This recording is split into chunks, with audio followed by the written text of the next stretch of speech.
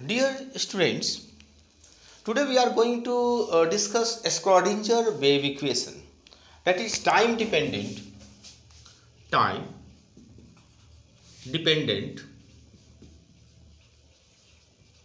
Schrodinger wave equation. Schrodinger wave equation.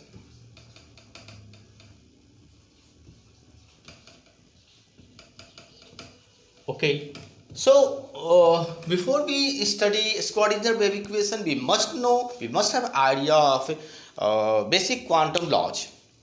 तो सबसे पहले आप ये समझो कि जो लॉज ऑफ न्यूटोनियन मैकेनिक्स, जिसे हम लोग क्लासिकल लॉज भी कहते हैं, ये इलेक्ट्रॉन पे अप्लाई नहीं हो सकता है, न्यूक्लियस पे अप्लाई नहीं हो सकता है, और phenomenon like X-rays, radioactivity, black body radiation, etc. ये सारे भी हम लोग ये जो क्लासिकल लॉज है, न्यूटोनियंस लॉज, हमें एक्सप्लेन नहीं कर पाता है सही ढंग से. तो इन 1900 में प्लैंक ने ब्लैक बॉडी रेडिएशन पे एक्सपेरिमेंट किया और उन्होंने एक लॉ दिया, प्लैंक्स क्वांटम थ्योरी, जिसमें उन्होंने हमें एक बहुत ही इंपॉर्टेंट फॉर्मूला दिया, E = H × new. E is for energy. ये क्या है? E एनर्जी है. H is Planck's constant.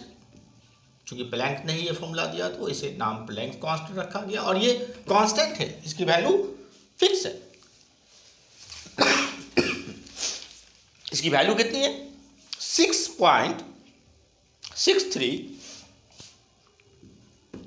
6.63 into 10⁻³ 34 joule second. You must remember for the numerical purpose. Numerical में आपको मदद करेगी.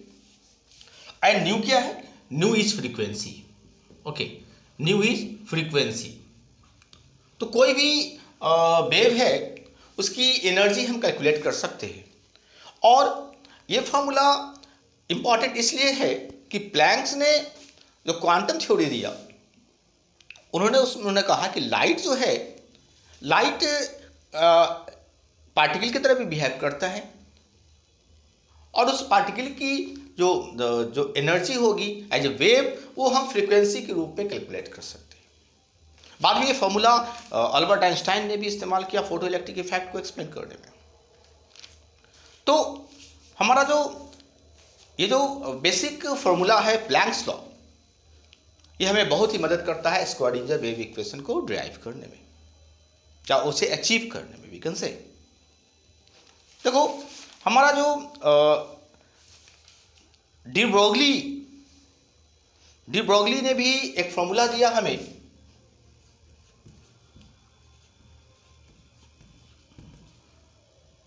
वेव. डी ब्रोगली वेव के थ्रू हमें जो फॉर्मूला मिलती है वो क्या है? तो डी ब्रोगली ने कहा कि ये मूविंग मटेरियल पार्टिकल, कोई भी मटेरियल पार्टिकल है, अगर वो मूव कर रही है तो उसे हम वेव से एसोसिएट कर सकते हैं. मतलब वो एक वेव भी पैटर्न बना रही है, और ऐसे वेव को क्या कहा गया? डी ब्रोगली वेव, या इसको हम लोग मैटर वेव भी कहते हैं. इसे हम लोग एक और नाम दिया है मैटर वेव, क्योंकि ये मटेरियल पार्टिकल से जुड़ा हुआ है, एसोसिएट है. तो कोई भी पार्टिकल जो मैटर है, ये पीस ऑफ ये कैप है, ये मैटर है, ये अगर मूव कर रही है तो कहीं ना कहीं एक वेव को भी ये रिप्रेजेंट कर रही है. और एक जो पार्टिकल है, जब वो मूव करता है तो वो एक पार्टिकल की भी तरह बिहेव कर रहा है और वेव की तरह भी बिहेव कर रहा है. लेकिन सबसे इंपॉर्टेंट बात है कि जब वो वेव की तरह बिहेव अगर ट्रीट करेंगे, जब उसे वेव के रूप में हम लेंगे तो वो पार्टिकल की तरह बिहेव नहीं करेगा, तो पार्टिकल के रूप में लेंगे तो वेव की तरह बिहेव नहीं करेगा। मतलब एट ए टाइम आइदर वो वेव के रूप में होगा या पार्टिकल के रूप, दोनों रूप में एक साथ वो साइमल्टेनियसली नहीं रहता है। Both are complementary you can say, है ना। अगर वेव का कॉम्प्लीमेंट्री पार्टिकल फॉर्मेट है और पार्टिकल का कॉम्प्लीमेंट्री वेव फॉर्मेट है। तो अकॉर्डिंग टू डी ब्रोगली हमारा जो बेसिक प्लैंक्स का फॉर्मूला है ये इस्तेमाल किया गया और इसे आइंस्टाइन का जो E = mc² से कोरिलेट किया गया। अगर हम दोनों को कोरिलेट करें तो हम देखेंगे कि mc², where m is the mass of the particle, c is the speed of light, = h into nu, right? और हम h into nu is the frequency is also called c by lambda. You know very well velocity c n into lambda होता है। n मतलब frequency, that is here represented by nu, हमने यहाँ nu से represent किया है। तो mc², एक सी एक कट जाएगा तो ये क्या हो जाएगा, mc = h/λ, राइट। और हम कह सकते हैं कि लैम्डा = क्या हो जाएगा, या हम इसको p भी कहते हैं। mc is the momentum, mass into speed, h/λ, so therefore lambda = h/p। So ये बहुत इंपॉर्टेंट फॉर्मूला है, lambda = h/p, where is the Planck's constant, p is the moment of the particle. ये सारे फॉर्मूला इसलिए भी इंपॉर्टेंट है, ये आपको ये न्यूमेरिकल में भी मदद करते हैं। सो ये बहुत इंपॉर्टेंट फॉर्मूला मैंने अचीव किया, लैम्डा = h/p। और एक और रिलेशन आपको मालूम होनी चाहिए, वो क्या है कि p = h/λ, है ना, इसी से जुड़ा हुआ है, p = h/λ। और एक और फॉर्मूला है p = E/c। कैसे, तो आप देखो एक और फॉर्मूला मैंने बताता हूं, E = mc², है ना। हम क्या करते हैं, दोनों तरफ c से डिवाइड कर देते हैं, तो क्या होगा, एक c कट जाएगा तो ये हो जाएगा E/c = m × c। सो mc तो p होता है, so we can write here E/c = p। So ये भी एक फॉर्मूला है। सो ये फॉर्मूला बेसिक फॉर्मूला ये आप जरूर याद रखें, ये बहुत ही मदद करेगा आपको, राइट। सो इस फॉर्मूला का इस्तेमाल हमें करना है to achieve Schrodinger wave equation. So basic formula आपको याद होनी चाहिए, E = hν, लैम्डा = h/p, p = E/c, right. So first of all we will see that lambda की जो वैल्यू है वो h/p है। अब हम आते हैं वेव के रूप में। सपोज एक वेव है जो इस तरीके से पॉजिटिव एक्स एक्सिस में मूव कर रही है, इसकी स्पीड हम मान के चलते हैं vx। इसकी मोमेंटम जो होगी, अगर ये पार्टिकल का मास m है ना, m is the mass of the particle, we can say mass of particle अगर हम ले लेते हैं, m ले लेते हैं, तो मोमेंटम कितना हो जाएगा, सिंपल, मोमेंटम = px, x मतलब x एक्सिस में मोशन है, = mvx, राइट। तो हम एज्यूम कर रहे हैं कि हमारी वेव इक्वेशन ऐसी होगी और हमारा बेसिक जो फॉर्मूला जो हम इस्तेमाल करने जा रहे हैं वो क्या है, तो लैम्डा = h/p, है ना।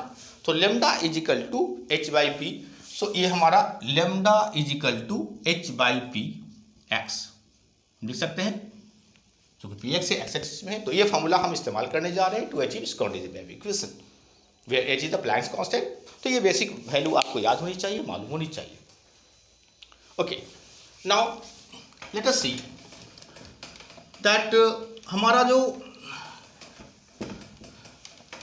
वेव है वो वेव का जो फंक्शन है वो सिनुसॉइडल वेव है। You know any kind of wave, आपने क्लास 11 में पढ़ा होगा कि कोई भी वेव जो है वो साइन फंक्शन होता है, कोसाइन फंक्शन होता है। उसके पहले हम लोग देखते हैं कि हमारा जो लैम्डा = h/px है, तो हम लिख सकते हैं पी एक्स इजिकल टू क्या लिख सकते हैं, h upon lambda, p x equal to h upon lambda, right. अब हम क्या करते हैं कि h बाई लेमडा को 2 पाई ऊपर और 2 पाई नीचे मल्टीप्लाई और डिवाइड दोनों करते हैं, वी कैन डू इट। क्या होगा इससे, ध्यान से देखो, 2 पाई बाई लेमडा क्या होता है, 2 पाई बाई लेमडा होता है k, है ना, k यहां लिखते रहें आपके लिए, k equal to 2 pi by lambda. इसे क्या कहा जाता है, इसे कहा जाता है वेव वेक्टर,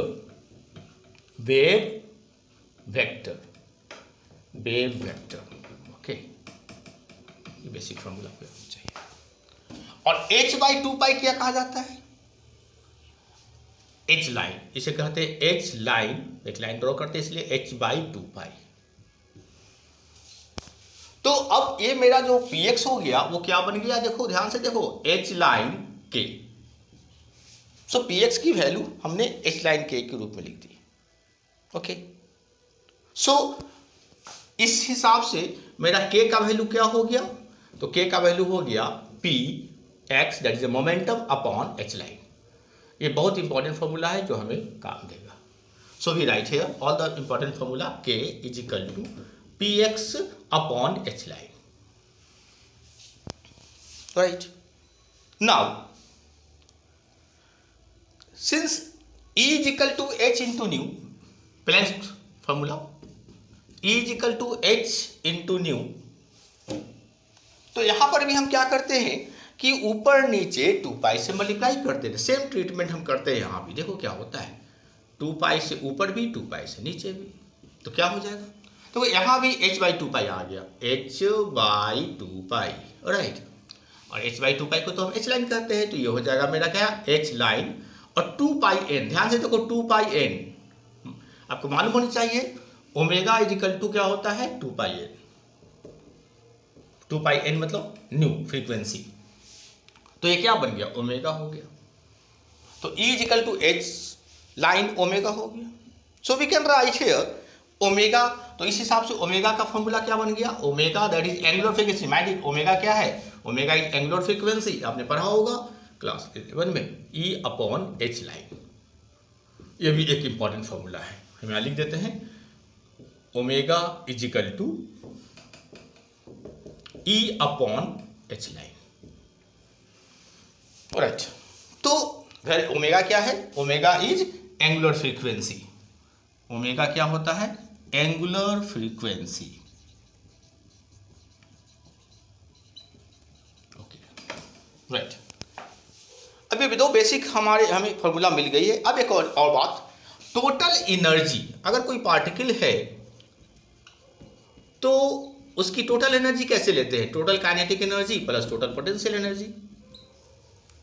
टोटल एनर्जी अगर E से रिप्रेजेंट करते हैं तो KE मतलब half m v x square, मास पार्टिकल का है, स्पीड है, प्लस पोटेंशियल एनर्जी को v से रिप्रेजेंट करते हैं। और काइनेटिक एनर्जी जो है इसे हम लोग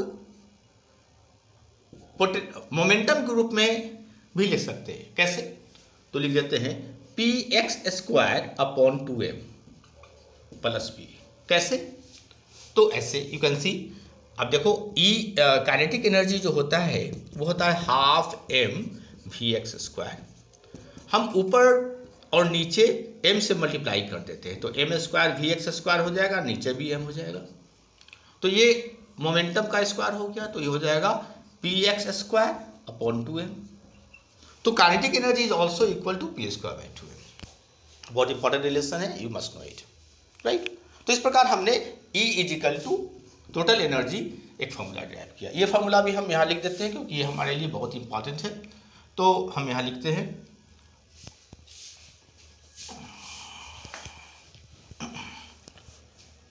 ये हमारा यहाँ लिख देते हैं E equal to px square upon 2m plus v, Right. Okay. Now we proceed ahead. We are going to achieve Schrödinger wave equation that is time dependent. माइडिट हम लोग time dependent wave equation Schrodinger wave equation derive करने जा रहे हैं, achieve करने जा रहे हैं। बेसिकली कोई भी वेव, आपने क्लास 11 में पढ़ा होगा कि एनी वेव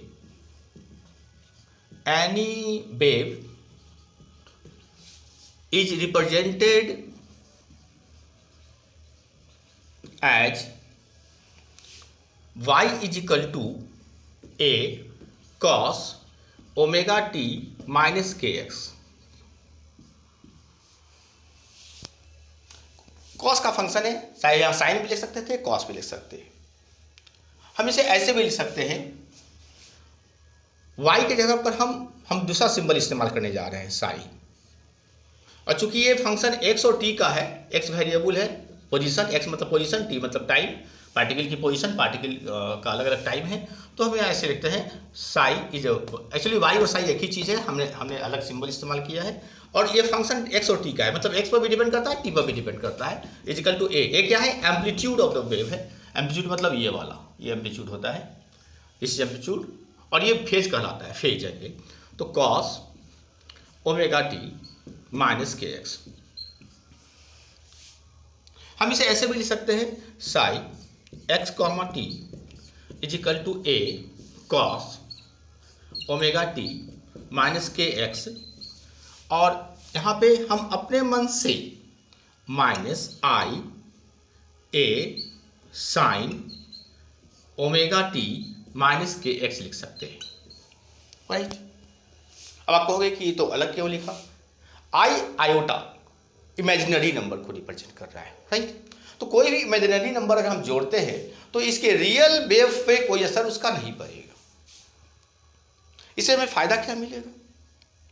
इससे हमें फायदा ये मिलेगा कि एक फॉर्मूला है हमारे पास, वो ये है कि e to the power minus i theta is equal to cos theta minus i sine theta होता है। ये फॉर्मूला है जिसका इस्तेमाल हम करने जा रहे हैं। इस फॉर्मूला को इस्तेमाल करने के कारण ही मैंने ये वैल्यू यहाँ अटैच किया, तो कोई इससे मैच करता है।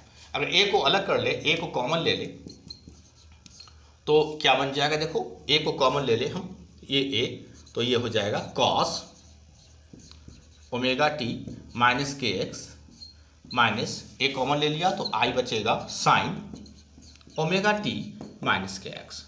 ओके, अब ये इसको हम इस पैटर्न पे सेट करते हैं। देखो कॉस ये थीटा हो गया, ये भी थीटा हो गया, ये आई है, तो इसके जगह पर हम लिख सकते हैं therefore a e to the power minus i, और थीटा के जगह पर लिख देते हैं omega t minus k x. So ये मेरा psi x comma t. So basic हमारा ये वेव फंक्शन ये बन गया। राइट। ये हमारे लिए जहाँ ए एम्पलीट्यूड है, इस वेव का एम्पलीट्यूड है, x इज द पोजीशन है ना, x पोजीशन हुआ, और t is the time of this wave function. Alright. अब हम यहाँ पे ओमेगा और k, ध्यान से देखो, ओमेगा और k का वैल्यू पहले ही मैंने अचीव किया हुआ है। कहाँ देखो, ध्यान से देखो, तो k का वैल्यू ये वाला और ओमेगा का वैल्यू ये वाला, ये दोनों वैल्यू हम इस्तेमाल करने जा रहे हैं, इसीलिए पहले ही मैंने इसे ड्राइव करके रखा हुआ है। तो हम इसको लिखेंगे ए ई माइनस आई, ओमेगा के जगह पर क्या है ई, तो लिखेंगे E T upon h line हो गया, माइनस के जगह पर P by H, P x by H line के एक्स। एच लाइन दोनों में नीचे है तो कॉमन ले लेते हैं, तो ये हो जाएगा मेरा ए minus i upon h line, और ये क्या हो गया ई t minus p x x. ये मेरा साई बन गया। ओके, बहुत आसान है यहाँ तक पहुँचना। ठीक है, तो ये बेसिक मेरा एक फॉर्मेट बन गया। अब यही से हमारा स्क्रॉडिंजर वेव इक्वेशन की तरफ जो जर्नी है वो स्टार्ट होगा। Is that clear? तो सबसे पहले हम लोग इस फंक्शन को बेस फंक्शन मान करके हम काम करते हैं। तो ये मेरा बेस फंक्शन बनेगा। ये बेस फंक्शन हमारा क्या है, बहुत इंपॉर्टेंट फंक्शन है। इसको ज़रा हम यहाँ पे अलग से इसको लिख लेते हैं। तो ये बेस फंक्शन जो है मेरा ये है Sai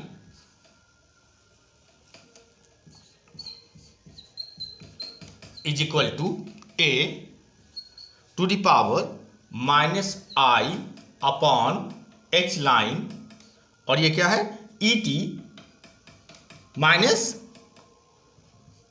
P x, okay, p x x, right. तो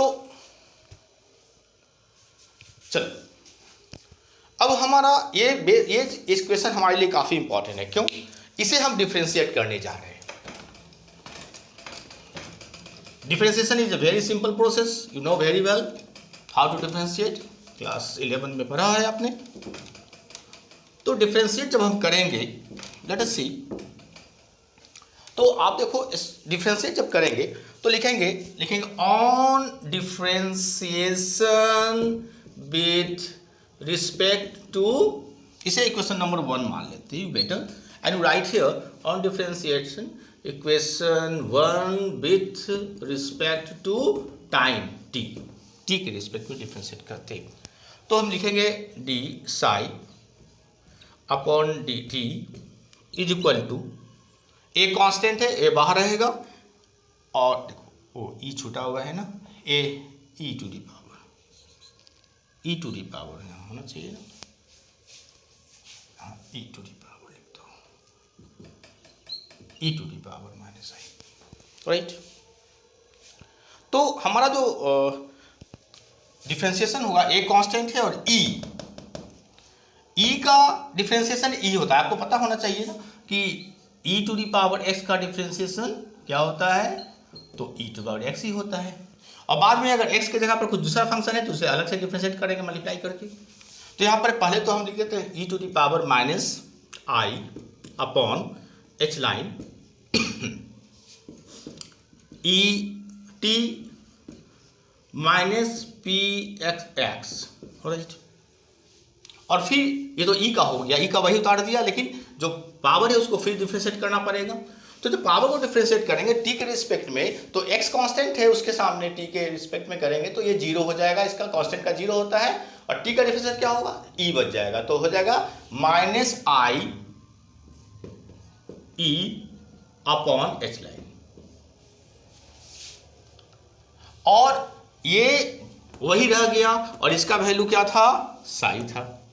तो हम ऐसा लिख सकते हैं देयरफॉर साई, ऐसे उतार दिया क्योंकि इसका वैल्यू ये होता है, और ये मैंने उतार दिया, क्या उतार दिया, minus I E by H line.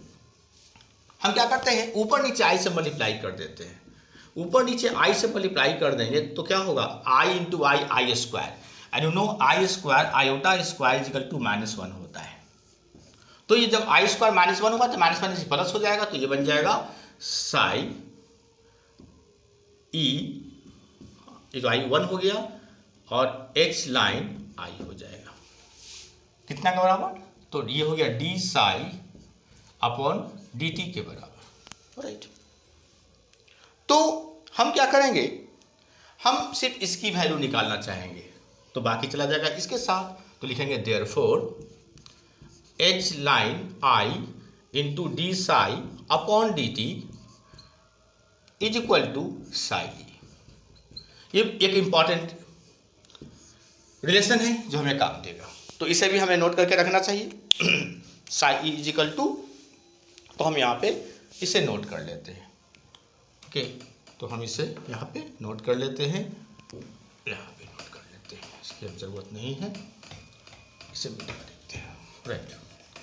अब आप देखो ये जो हमारी रिलेशन है क्या है, h line i, h line आई,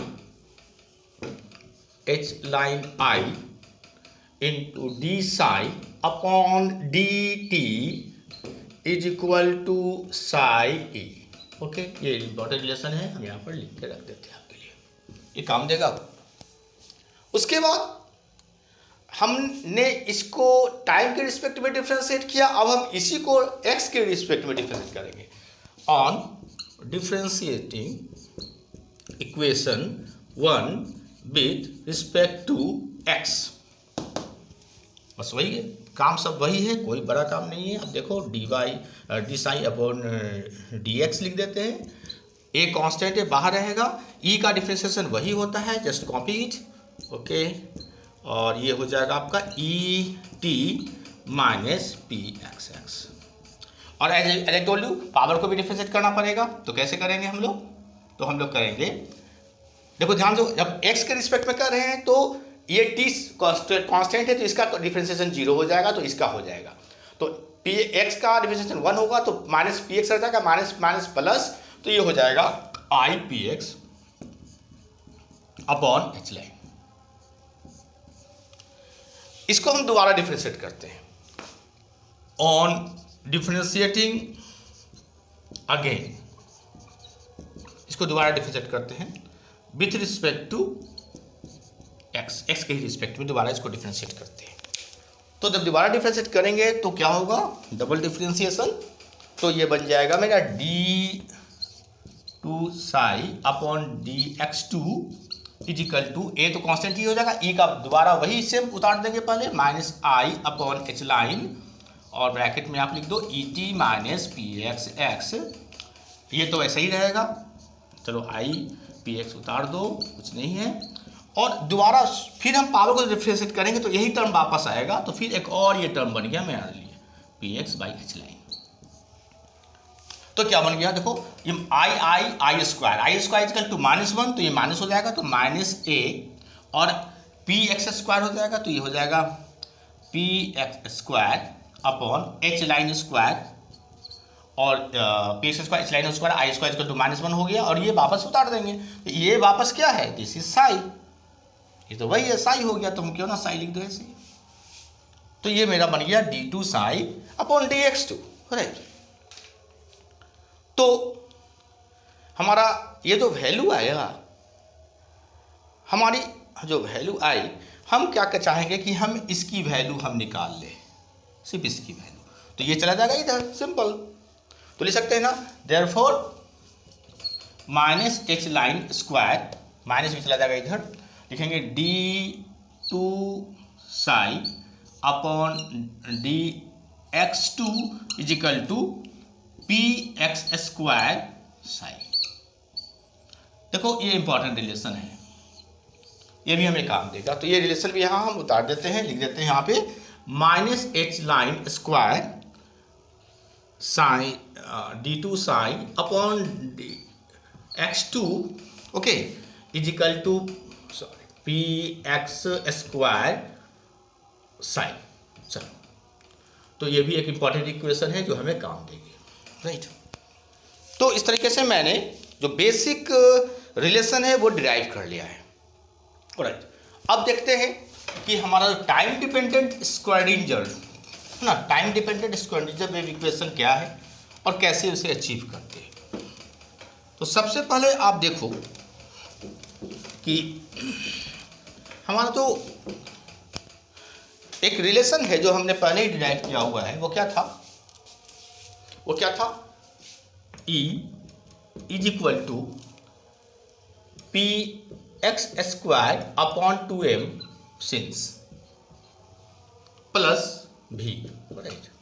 हम दोनों तरफ अपने मन से एक काम करते हैं, क्या करते हैं? साई से मल्टीप्लाई कर देते हैं, इधर भी, लेफ्ट में भी राइट में भी। तो क्या हो जाएगा? P x square Sai 2m, और इसमें भी मल्टीप्लाई हो जाएगा वी साई, राइट। अब देखो ई साई का वैल्यू हम पहले ही डिराइव कर चुके हैं, बस इसको वैल्यू पुट करना है।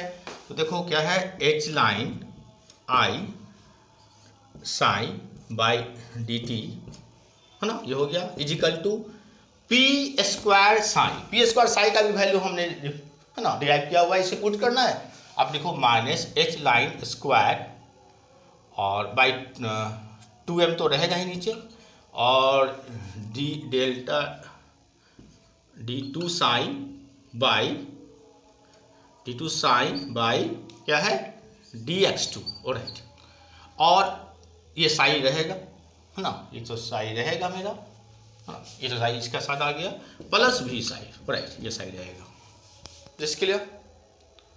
तो ये जो मैंने डिराइव किया h line i actually d psi upon d t is equal to minus h line square d two psi upon d x two by two m plus v Sai.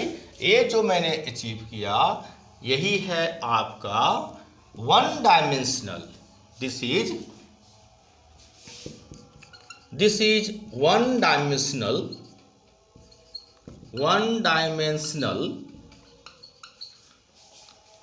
Time dependent